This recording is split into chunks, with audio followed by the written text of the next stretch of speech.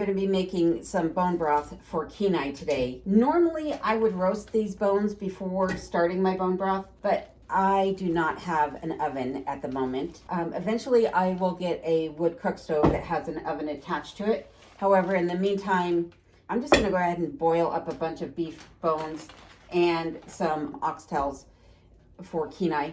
And unfortunately, this pot that I'm using, which is the largest pot I have on hand at the moment, does not appear to be quite big enough for what I'm doing. But it'll have to work. A few weeks ago, I talked about how Boss of the Swamp and Lori had begun to make, so JC and Lori, had begun to make some homemade dog food for their dog Tilly after she'd become ill from eating the commercial brand dog food that she had previously been eating. That is not my reason for doing this for Kenai. While he's had no health issues other than a bladder infection a few months ago, I'm not comfortable with the fact of not knowing what's going into his food. And so I decided, since he's getting older and I kind of want to spoil him, I'm just going to go ahead and make him his own dog food. But I'm going to get some water put into this pot of bones, get this put on top of the wood stove, and then I'm going to go back into the laundry room and show you what I have going on in there and talk about some really bizarre things that have happened around the property, one of which happened just today.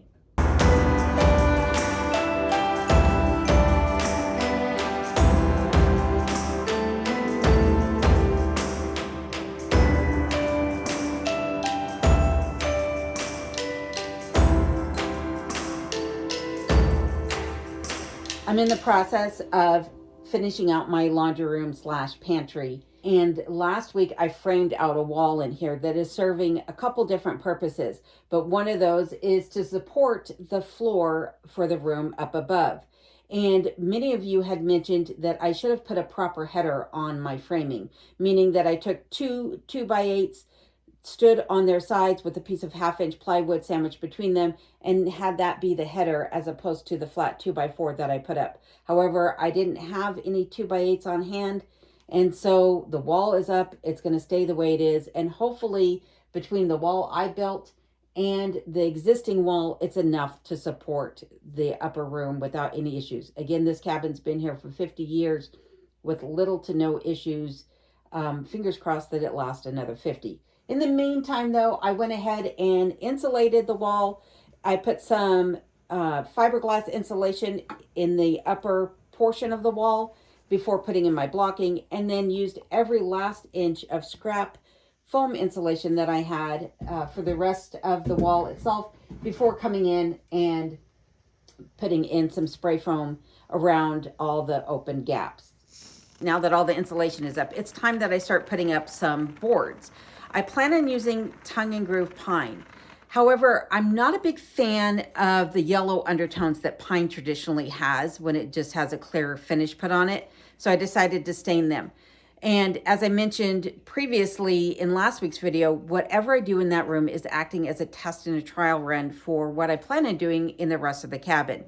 So I stained the boards with Gunstock, which is the same color that I had used on my kitchen counter. The only problem with that is that it has a very orange undertone to it. In fact, I would say the overall tone of it is orange.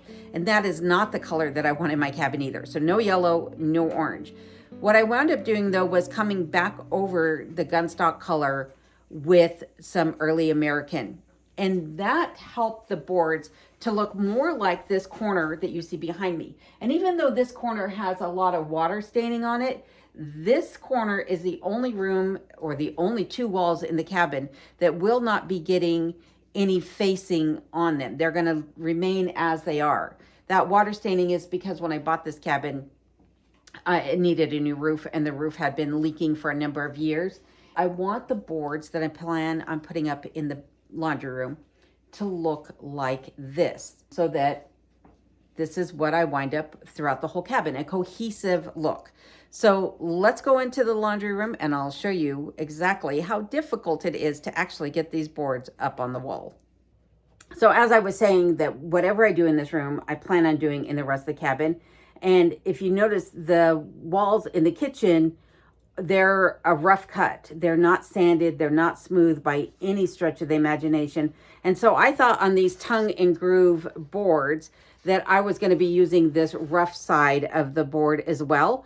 However, when I stained it, it was just drinking up that stain like crazy. And I wasn't really happy with how saturated it was.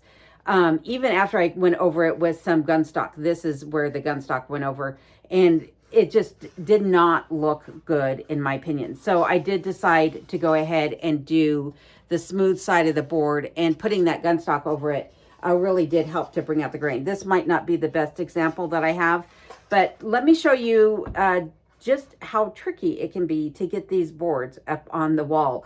I already put the first 2 runs of boards up, and I did most of that off camera because I was really struggling with it to get those boards aligned. And I thought that I had it, and I really don't. And for those of you who are wondering why I'm working in a skirt while doing this, I always wear skirts. I've worn jeans in so many videos over the past few months, but jeans are really restrictive, and I honestly cannot stand wearing them. So if you're ever wondering why I'm wearing a skirt in my videos, it's because it's what's comfortable. These are my sweatpants, in other words. I'm half tempted to build my wall, slap it up, and nail it after it's all built. Just to save me the hassle of trying to squeeze these boards that are somewhat bowed together. You can see the boards that I've already put up.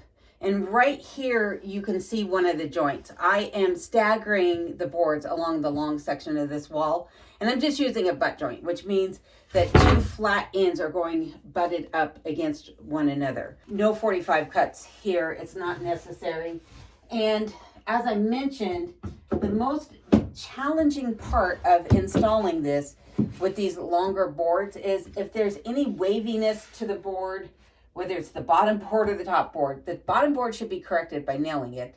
But if the top board is wavy, or your wall is wavy, then it proves to be a bit of a challenge to get the boards seated. What I found is just a rubber mallet will tap it into place for you, and you can just work your way down. And then once I get this worked all the way down, then I'm just going to come back in with my framing nailer along this beveled edge right here and drive a nail in at 45 degrees, which will then allow the next channel to sit on top of this. Now, it'll get easier for me as I go along because, for one thing, is this board here, traditionally I would need to rip a board for this section because this is the top of the window, but I'm actually going to put just a piece of dimensional lumber right here that is going to sit underneath the windowsill. So no need for me to rip one of these down to face this part out here. And other than above the window, the other part of this wall is just short sections, and the short sections should go together a lot quicker, a lot easier than doing these longer boards. But I won't bore you with watching me put in each and every one of these planks. I wouldn't want to watch that, and I'm pretty sure you don't either.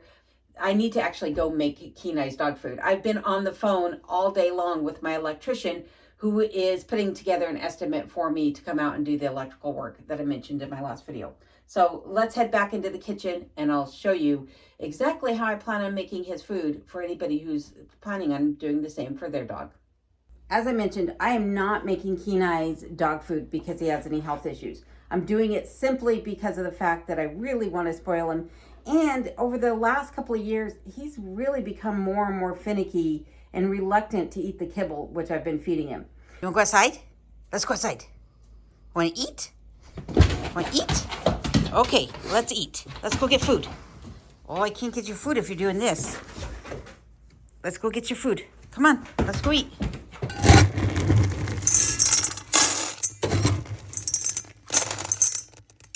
You know, you're a spoiled brat. You know that? You're spoiled. I don't know any other dogs that are getting liver put on their food. No, they just have to eat their kibble. But no, you're spoiled. When it comes time for Kenai to eat his dinner, he gets special treatment. All right. I wouldn't say that he's a picky eater, but I will Yep, say that go he's a ahead. picky eater. So Pickety. he gets fed kibble. I don't feed him wet food at all. I never have. But I have always introduced Eat your another food, flavor silly. in with his kibble. But over the course You of, I gotta would eat say, all the of last it, year or not just a so, good bit. he No, has go gotten to eat. the point where he could Come on. care less about the kibble, Come and on. all he wants is Eat all of it. whatever that addition is. Currently, it's dehydrated liver or freeze-dried liver bits that get crumbled up over his food. Sometimes it's bacon strips that get crumbled over. Sometimes it's ghee, so clarified butter. And at other times, Eat your food. it might be some bacon fat, or bacon grease, if you will. But it doesn't matter what it is. Eat your food. Lately, he's just been No. eating those extra bits or No. licking the Get any kibble cookies, clean honey. of whatever fat I might put on Oh, it, you're such a baby. and then eating about half the kibble and leaving the rest. The recipe that I came up with was based on my own research, which I recommend you do if you're planning on doing the same. I started with 1 cup of still cut oats, which I prepared according to the package directions. Other than instead of using water, I used the bone broth that I prepared earlier today. Then I browned 3 pounds of ground beef, to which I added 1 pound of chopped beef liver. And now what I have is about 1 cup of shredded Brussels sprouts, to which I'm going to add 2 cans of pureed pumpkin. And then to that, I'm going to add 3 cans of chopped carrots.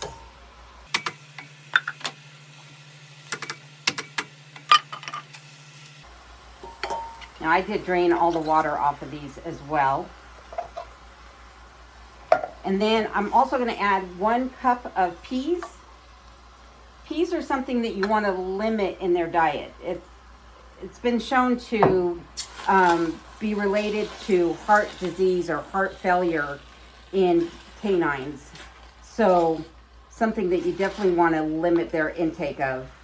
And then to that, I'm also going to add in 2 chopped apples. And I'm just heating all of these things through. They're pretty much all cooked other than the peas and the Brussels sprouts. But those will cook up fairly quickly. Now that everything's been cooked, I'm just going to start adding all the ingredients together. On this hamburger, I did not brown it to the point that it had any char on it. It's just basically cooked through. Same thing with the liver. And like I said, I'm adding in the still cut, I don't know why I'm having trouble saying that today, still cut oats, and then all the vegetables and fruit, which again is just the pumpkin and the apples, Brussels sprouts, peas, and carrots. And I'm gonna just slowly begin to incorporate this into his diet. If you're doing this yourself, you definitely, shouldn't start giving this to them in replace of their diet right away. Slowly and gradually incorporate it until you've diminished their kibble or whatever food they were on previously and have replaced it with this. So for me, it'll be about over the course of a week that he'll start to get this mixed in with his food until, again, I gradually wean him off the kibble altogether. But he is starving. He was watching me while I was cooking, and he is definitely ready to eat. Yeah? So I'm going to get him fed, and then I'll tell you about the crazy things that happened earlier today. A couple things that I forgot to mention also is that I did add about 1 teaspoon of salt and turmeric to his food. And then in his bowl with his kibble, I don't know if you can see that, I added an egg and the eggshell. And like I said, I'm just going to incorporate a little bit of this. So he's only going to get a scoop of this mixed in with his food tonight. But generally, he gets 2 cups of kibble. He generally only eats once a day. And I wet his kibble down, and I do add in some extra treats, whether that be some meat that I might have prepared earlier in the day, or sometimes it was the bacon strips that were broken up and put into his food. But even with meat in it, sometimes he was still reluctant to eat his food. So I'm sure he's gonna gobble this up, no problem. All right, I've got this all mixed together, and let's see if he's reluctant to eat it now. All right, you wanna eat? You want this? You want that? No? What is that? That's for you, you can eat. Go ahead. Oh yeah, go ahead, it's okay. You can eat. This is normally what we do every night. He asks for permission, and then he makes sure that you're watching him. And right now he knows the camera's on, which he does not like. Go ahead. When he was younger, he wouldn't eat unless I ate first. He would bring me his food and try to give it to me to make sure that I had eaten before he did. Don't worry, I already ate. You can go ahead. Go ahead, it's okay. Maybe if I back off, he'll eat. Go ahead, Nikki. Eat your food. Eat your food. Now, this batch of food that I made here is actually only about 3 days worth of food, believe it or not, because Kenai weighs 120 pounds. That means that he should be eating, according to my research, he should be eating about 2,500 calories a day. So if that's correct, then he would get this twice a day, which will be new for him because he usually doesn't eat in the morning. He does snack on biscuits and greenies and things like that during the day, but for him to eat twice a day will be new. There are no biscuits. The biscuits are gone. No biscuits in the cabinet.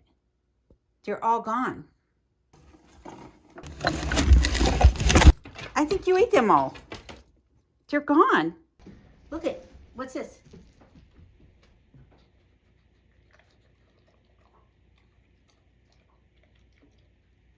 Okay, eat this.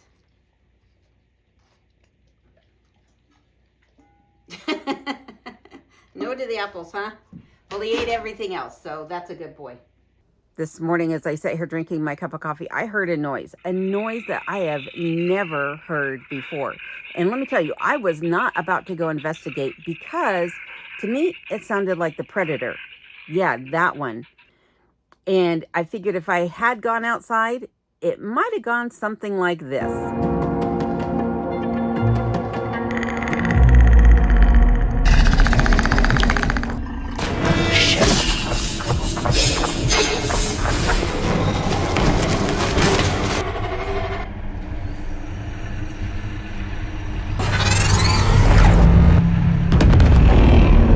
And to top things off, the other day, just the other side of the cabin, something fell out of the night sky. I don't know if it was a meteorite, asteroid, one of the UAPs or orbs that they're seeing on the East Coast. No clue. Now, whether that was Marvin the Martian. Where's the kaboom? There was supposed to be an earth-shattering kaboom. Or the predator out there. Like I said, I wasn't about to go looking for it. However, I did do some research and I determined that it was probably a wolverine.